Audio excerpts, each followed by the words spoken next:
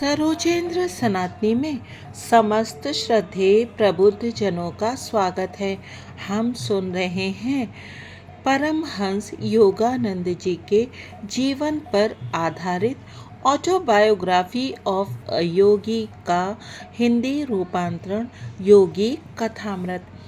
अभी तक की कथा में हमने सुना कि योगानंद जी अपने गुरु के आश्रम में श्री रामपुर में रहने के लिए गए हैं और वो अपने गुरु के गुणों से परिचित हुए हैं। अब प्रकरण 13 विनिद्र संत। कृपया मुझे हिमालय जाने की अनुमति दीजिए। मुझे लगता है कि वहाँ के अखंड एकांत में मैं ईश्वर से अनवरत तादात्म्य स्थापित कर सकूँगा। एक बार सचमुच मैंने अपने गुरु से ये कृतघ्न शब्द कहे। कभी कभी साधक के मन में अप्रत्याशित रूप से उत्पन्न होने वाले भ्रम के जाल में मैं फंस गया था।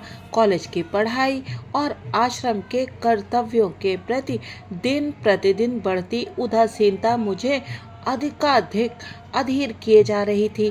इस कृतज्ञता के पातक को किंचित हल्का करने वाली बात यह थी कि मैंने ये प्रस्ताव तब रखा था जब श्री युक्तेश्वर जी के साथ रहते हुए मुझे केवल 6 महीने ही हुए थे।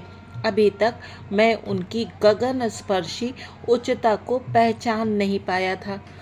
हिमालय में कई पहाड़ी लोग रहते हैं, उन्हें तो कोई ईश्वरानुभूति नहीं है। मेरे गुरु ने धीरे धीरे और सहज भाव से कहा, जड़ पर्वत की अपेक्षा किसी आत्मज्ञानी मनुष्य से ज्ञान प्राप्त करना अधिक अच्छा है। गुरुदेव के इस संकेत की कि मेरे गुरु पर्वत नहीं बल्कि वे स्वयं हैं उपेक्षा कर मैंने पुनः अपनी प्रार्थना दोहराई। श्री युक्तेश्वर जी ने कोई उत्तर नहीं दिया। मैंने उनके मौन को स्वीकृति मान लिया। एक संदिग्ध परंतु मनोनुकूल निर्णय। उस दिन शाम को कोलकाता के अपने घर में मैं अपनी यात्रा की तैयारी करने में जुट गया।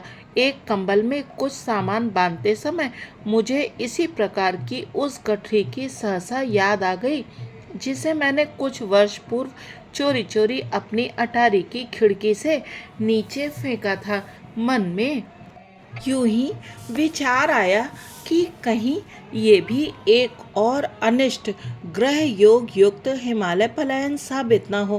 पहली बार की यात्रा के समय मेरा आध्यात्मिक उत्साह उछाल पर था। आज अपने गुरु को छोड़कर जाने के विचार पर मेरा अंतर्मन मुझे धिक्कार रहा था। दूसरे दिन प्रातः मैं स्कॉटिश चर्च कॉलेज के अपने संस्कृत प्राध्यापक बिहारी पंडित के पास जा पहुंचा।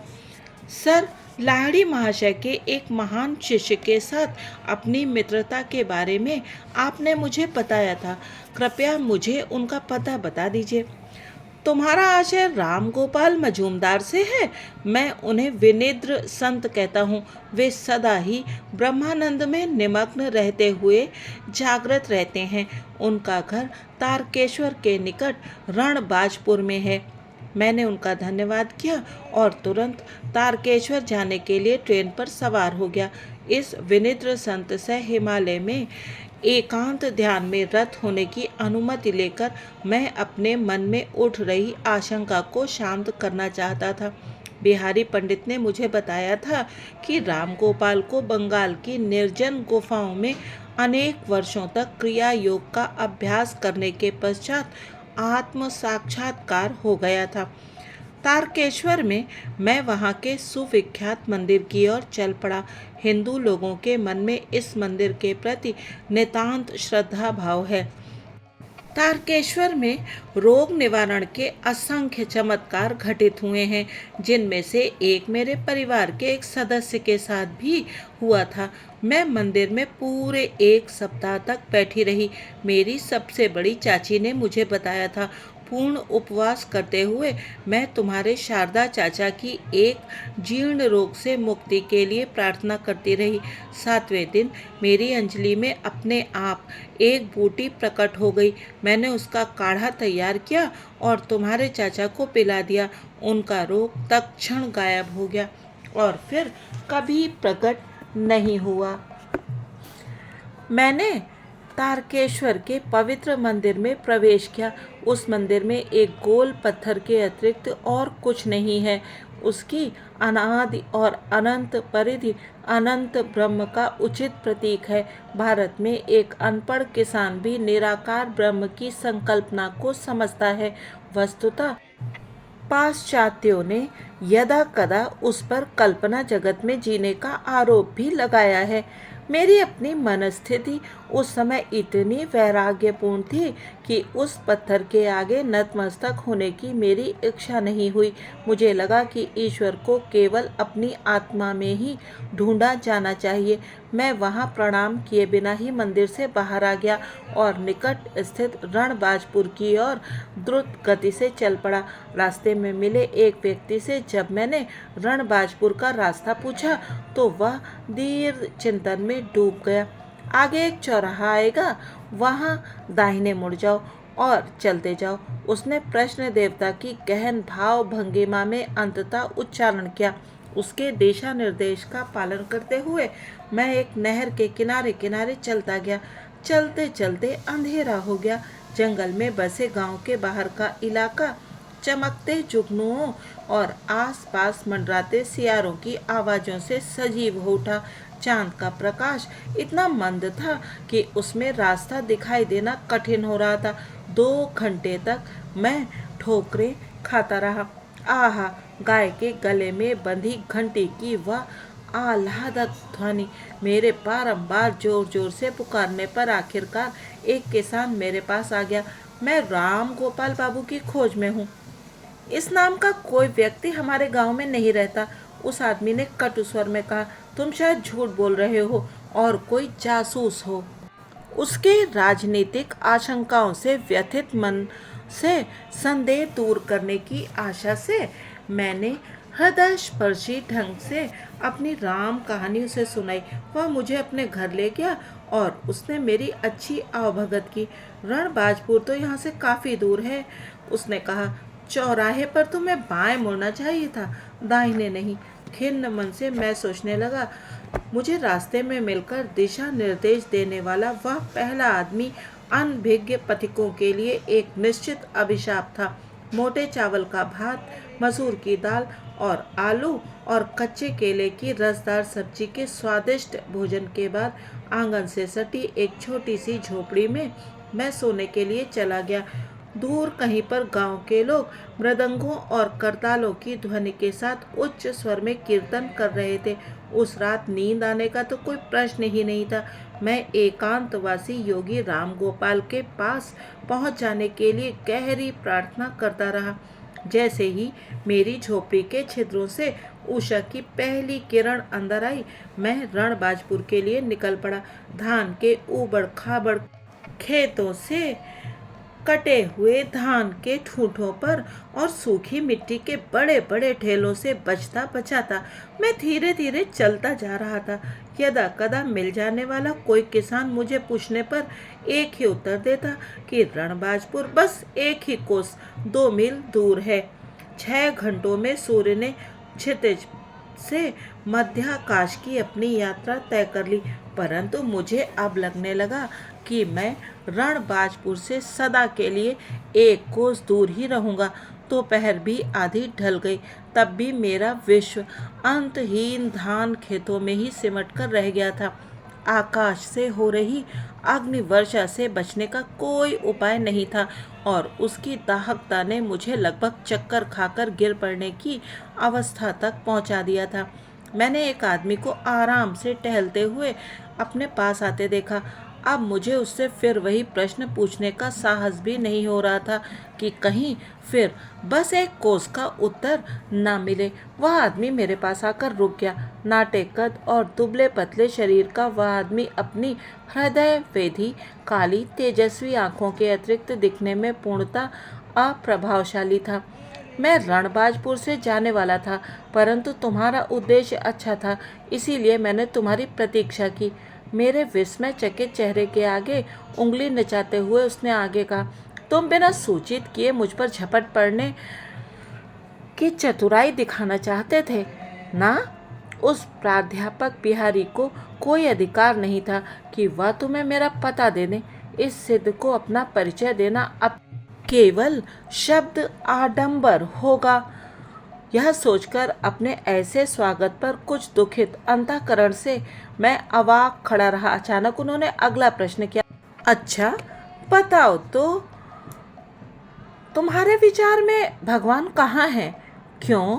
वह मेरे भीतर और सर्वत्र हैं। निश्चय ही मेरी व्याकुलता मेरे चेहरे पर पूर्णतः प्रकट हो रही थी। सर्वव्यापी, हाँ। वे दबी हंसी हंसे। तब क्यों युवक महोदय, तुमने कल तारकेश्वर मंदिर में प्रस्तर प्रतीक में विद्यमान ब्रह्म के आगे सिर नहीं झुकाया? तुम्हारे अभिमान के कारण ही तुम्हें उस पथिक द्वारा गलत दिशा निर्देश दिए जाने का दंड मिला, जिसने दाएं बाएं के सूक्ष्म भेदों की चिंता ही नहीं की। आज भी तुम्हें काफ़ी मुसीबतें झेलनी पड़ी हैं। मैं इस बात से विस्मय विभोर था कि मेरे सामने खड़े अति सामान्य दिखने वाले उस शरीर में सर्वव्यापी दृष्टि छुपी हुई थी, और उनकी बात से मैं पूर्णतः सहमत हुआ। योगी से एक व्यथा निवारक शक्ति निःसृत हो रही थी। मैं उस दाहक खेत में भी तत्क्षण ताजगी अनुभव करने लगा। भक्त में यह सोचने की प्रवृत्ति होती है कि उसने जो मार्ग अपनाया है वही ईश्वर प्राप्ति का एकमेव मार्ग है। उन्होंने कहा, योग, जिससे अपने भीतर ही ईश्वर मिल जाता है, निसंशय सर्वोच्च मार्ग है, जैसा कि लाहिड़ी माशा ने हमें बताया है। परंतु भीतर ईश्वर की प्राप्ति हो जाने पर हम शीघ्र ही बाहर भी उसकी अनुभूति करते हैं। तारकेश्वर तथा अन्य स्थानों के पवित्र मंदिरों के प्रति उन्हें आध्यात्मिक शक्ति के केंद्र मानकर जो श्रद्धाभाव लोगों में है वह बिल्कुल सही है। योगी वर की आलोचनात्मक वृत्ति अब अंतर्हित हो गई। उनके नेत्र करुणाद्रता से स्निग्ध हो उठे। उन्होंने मेरा कंधा थपथपाया। छोटे योगी, मैं देख रहा हूँ कि तुम अपने गुरु से दूर भाग रहे हो। उनके पास वो सब कुछ है जिसकी तुम्हें आवश्यकता है। तुम्हें उनके पास लौट जाना चाहिए। आगे उन्होंने कहा, पर्वत तुम्हारे गुरु नहीं बन सकते। 2 दिन पहले श्री युक्तेश्वर जी द्वारा प्रकट किया गया वही विचार, सिद्ध जन केवल पर्वतों में ही निवास करें, ऐसा कोई विधि का विधान नहीं है। मेरी ओर रहस्यपूर्ण दृष्टि से देखते हुए वे कहते जा रहे थे, भारत और तिब्बत के हिमालय शिखरों का संतों पर कोई एकाधिकार नहीं है जिसे अपने अंदर पाने का कष्ट न किया जाए। उस शरीर को यहाँ वहाँ ले जाने से प्राप्त नहीं किया जा सकता। जैसे ही साधक आध्यात्मिक ज्ञान लाभ के लिए विश्व के अंतिम छोर तक भी जाने को तैयार हो जाता है, उसका गुरु उसके पास ही प्रकट हो जाता है। मन ही मन मैं इस बात से सहमत हो गया। मुझे काशी के उस आश्रम में की हुई अपनी प्रार्थना का स्मरण हो आया, जिसके बाद भीड़ भाड़ से भरी एक गली में श्री युक्तेश्वर जी से मेरी भेंट हुई थी। क्या तुम अपने लिए एक ऐसे छोटे कमरे की व्यवस्था कर सकते हो जिसका दरवाज़ा बंद कर तुम अंदर एकांत में रह सको? जी हाँ। मेरे मन में यह विचार उभर आया कि ये संतवर इतनी विलक्षण गति से सामान्य स्तर की बातों से व्यक्तिगत स्तर पर उतर आए हैं। तो वही तुम्हारी गुफा है। योगीराज ने ज्ञान जगा देने वाली एक ऐसी दृष्टि मुझ पर डाली कि मैं उसे आज तक नहीं भूल पाया। वही तुम्हारा पावन पर्वत है, वहीं तुम्हें ईश्वर की प्राप्ति होगी। उनके इन सरल शब्दों ने हिमालय के लिए मेरे मन में बैठी तीव्र आसक्ति एक पल में समाप्त कर दी। धान के दाहक खेत में मैं पर्वतों और अनंत बर्फ के स्वप्न से जाग गया। युवक महोदय, तुम्हारी ईश्वर लालसा प्रशंसनीय है। मैं तुम्हारे प्रति तीव्र प्रेम अनुभव कर रहा हूँ। राम गोपाल बाबू ने मेरा हाथ अपने हाथ में पकड़ा और जंगल में बनी खुली जगह में बसी एक छोटी सी विचित्र सी लगने वाली बस्ती में मुझे ले गए। इस बस्ती में घर मिट्टी के बने हुए थे, जिनकी छतें नारियल के पत्तों से बनी थी। प्रवेश द्वार को ताजे फूलों से सजाया गया था। अपनी छोटी सी कुटिया में ले जाकर संत महाराज ने मुझे एक बांस के मचान पर बैठाया।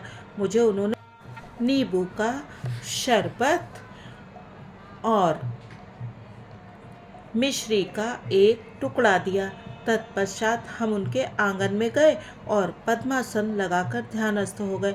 ध्यान में 4 घंटे बीत गए। मैंने आंखें खोलकर देखा तो चंद्रमा के प्रकाश में योगी राज की मूर्ति निश्चल बैठी थी। मैं अपने पेट को दृढ़तापूर्वक याद दिला रहा था कि मनुष्य केवल अन्न से ही जीवित नहीं रहता।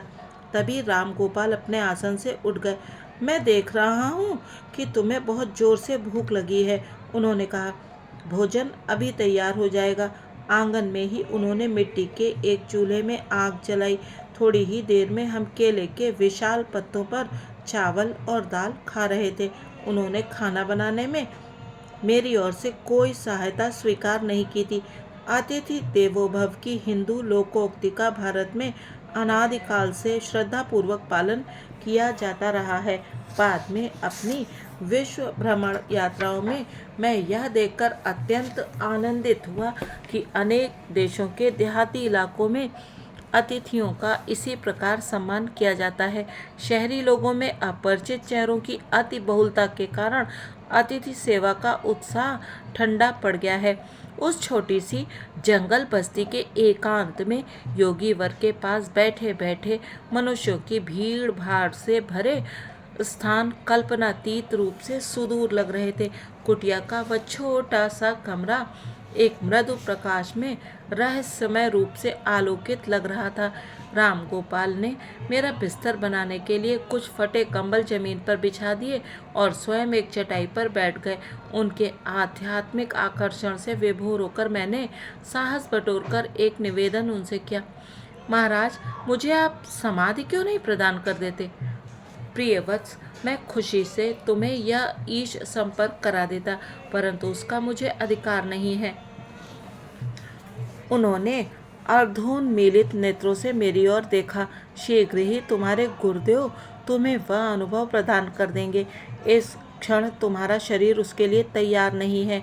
जिस प्रकार छोटे से विद्युत बल्ब में अत्यधिक वोल्टेज की विद्युत छोड़ देने पर उसके परखच्चे उड़ जाएंगे, उसी प्रकार तुम्हारी नाड़ियां भी अभी महाप्राण के उस अत्यधिक भारी प्रवाह को सहन करने के योग्य नहीं बनी है। इसी समय यदि मैं तुम्हें समाधि दे दूं तो तुम ऐसे जलोगे कि मानो तुम्हारे शरीर की प्रत्येक कोशिका में आग लग गई हो। तुम मुझसे ब्रह्म ज्ञान चाहते हो। योगीवर सोच में डूबे हुए आगे कहते जा रहे थे, जबकि जितना नगण्य व्यक्ति मैं हूँ और जितनी अत्यल्प ध्यान धारणा मैंने की है, उससे मैं स्वयं इस अचरज में हूँ कि क्या मैं भगवान को प्रसन्न करने में सफल हो पाया हूँ और उसकी दृष्टि में अंतिम मूल्यांकन के समय मेरा मूल्य क्या होगा। महाराज, क्या आप लंबे समय से अनन्य भाव से ईश्वर प्राप्ति का प्रयास नहीं करते आ रहे हैं? मैंने कुछ खास नहीं किया है। बिहारी ने तुम्हें मेरे जीवन के विषय में अवश्य ही कुछ बताया होगा। 20 साल तक मैं एक निर्जन गुफा में प्रतिदिन 18 घंटे ध्यान करता था। फिर मैं उससे भी अधिक दुर्गम क्षेत्र में एक गुफा में जाकर 25 साल तक रहा। वहाँ मैं प्रतिदिन 20 घंटे यौगिक ध्यान में लीन रहता था। मुझे निद्रा की आवश्यकता नहीं थी, क्योंकि मैं सदा ईश्वर के साथ ही रहता था। निद्रा की साधारण अवचेतन अवस्था की आंशिक शांति से मेरे शरीर को जितना विश्राम मिलता, उससे कहीं अधिक समाधि की अधिचेतन अवस्था की पूर्ण शांति में मिलता था। निद्रावस्था में मांसपेशियों को जो विश्राम मिलता है, परंतु हृदय, फेफड़े और रक्त संचालन प्रणाली निरंतर कार्यरत रहती है, उन्हें कोई विश्राम नहीं मिलता। अधिचेतन अवस्था में सभी आंतरिक अवयव भी महाप्राण की शक्ति से आवेशित होकर निष्क्रिय जीवंतता की अवस्था में स्थिर रहते हैं। ऐसी अवस्थाओं के कारण वर्षों से निद्रा मेरे लिए अनावश्यक हो गई है। फिर उन्होंने कहा, एक समय आवेगा जब तुम्हें भी निद्रा की आवश्यकता नहीं रहेगी। हे भगवान, आप इतने लंबे समय से इतनी अधिक ध्यान धारणा करते आ रहे हैं और अभी भी आपको निश्चित पता नहीं कि आपने प्रभु को प्रसन्न कर दिया है या नहीं। मैंने आश्चर्य से कहा, फिर हम जैसे साधारण लोगों का क्या होगा? क्या तुम समझ नहीं रहे हो वत्स कि ईश्वर स्वयं अनंत है? यह सोचना कि केवल 45 वर्षों की ध्यान धारणा से कोई उसे पूर्ण रूप से जान लेगा, असंगत अपेक्षा रखना है। तथापि बाबा जी हमें यह विश्वास अवश्य दिलाते हैं कि थोड़ी सी ध्यान धारणा भी मृत्यु भय और परलोक की अवस्था के भय से हमारा रक्षण करती है। तुच्छ पर्वतों को अपना आध्यात्मिक आदर्श ना बनाकर निर्गुण ईश्वर प्राप्ति के तारे पर अपना लक्ष्य केंद्रित करो। यदि कठिन परिश्रम करोगे तो वहां पहुंच जाओगे। इस संभावना से रोमांचित होकर मैंने उनसे कुछ और ज्ञानोपदेश करने की याचना की। उन्होंने लाहिड़ी महाशय के गुरु बाबा जी के साथ अपनी प्रथम भेंट की अद्भुत कहानी सुनाई। लगभग मध्य रात्रि होने पर तब राम गोपाल मौन हो गए और मैं अपने कमलों पर लेट गया। जब मैंने आंखें बंद की तो मुझे बिजलियां कौंती दिखाई देने लगी। मेरे अंदर का विशाल अंतराल जैसे पिघले हुए प्रकाश से भर गया। मैंने आंखें खोली तो वही चुंधियाने वाला प्रकाश दिखाई दे रहा था। वह कुटीर उस अनंत महाकाश का एक छोटा सा हिस्सा बन गई थी जिसे मैं अपनी अंतर्दृष्टि से देख रहा था। तभी योगीराज ने कहा, तुम सोते क्यों नहीं? महाराज, मैं कैसे सो सकता हूँ जब मेरे चारों ओर बिजलियाँ कौंध रही हूँ, चाहे मेरी आंखें बंद हों या खुली। तुम धन्य हो जो तुम्हें यह अनुभव मिल रहा है। इन आध्यात्मिक प्रभा किरणों का दर्शन आसानी से नहीं होता। फिर उन्होंने स्नेह के कुछ और शब्द कहे। उषा काल होने पर राम गोपाल ने मुझे मिश्री के कुछ टुकड़े दिए और वापस लौट जाने के लिए कहा। उनसे विदा लेने में मुझे इतना दुख हो रहा था कि अश्रु मेरे गालों पर बहने लगे। मैं तुम्हें खाली हाथ नहीं जाने दूंगा, योगीराज ने दयाद्र होकर कहा। मैं तुम्हारे लिए कुछ अवश्य करूंगा। वे मुस्कुराए और उन्होंने अपनी दृष्टि मुझ पर स्थिर की। मैं निश्चल हो गया, मानो जमीन से चिपक गया था। उनसे निःसृत होने वाली शांति की धाराओं ने मेरे संपूर्ण अस्तित्व को आप्लावित कर दिया। तत्क्षण मेरी पीठ का दर्द ठीक हो गया, जो अनेक वर्षों से बीच बीच में मुझे तकलीफ देता रहता था। ज्योतिर्मय आनंद के सागर में नहाकर नव उल्लास प्राप्त करने से अब मेरा रुदन बंद हो गया। रामगोपाल की चरण वंदना करके मैं जंगल में प्रवेश कर गया। जंगल की उलझती झाड़ियों में से रास्ता बनाते हुए कई धान खेतों को पार करता हुआ आखिर मैं तारकेश्वर पहुंचा। तारकेश्वर में दूसरी बार जब मैं मंदिर गया तो इस बार मैंने भगवान के सामने साष्टांग दंडवत किया। वह गोल पत्थर मेरी अंतर्दृष्टि के सामने आकार में पड़ता गया और आकाश पिंड बन गया, जिसमें वलयों पर वलय, अंचलों पर अंचल सभी ईश्वर की प्रभा से ओत प्रोत लग रहे थे। 1 घंटे बाद मैं खुशी खुशी कोलकाता की गाड़ी में बैठ गया। मेरी यात्राओं का अंत हो गया। उतुंग पर्वतों में नहीं, बल्कि अपने गुरु के हिमालय सदृश व्यक्तित्व के चरणों में। आज विनित्र संत का प्रसंग यहीं समाप्त होता है। अगले प्रकरण में जानेंगे समाधि लाभ।